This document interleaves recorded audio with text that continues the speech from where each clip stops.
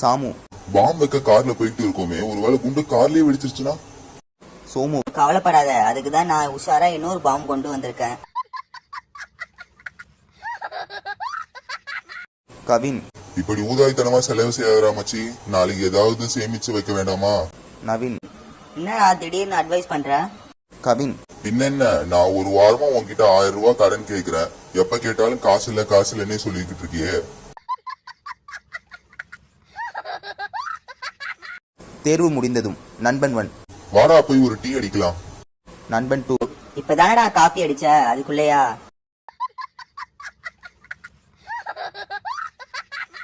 குப்பு. என்னடா பேய் அரைஞ்ச மாதிரி வர்ற? சுப்பு. என் ஒய்ஃப் அடிச்சிட்டாடா. சோமு.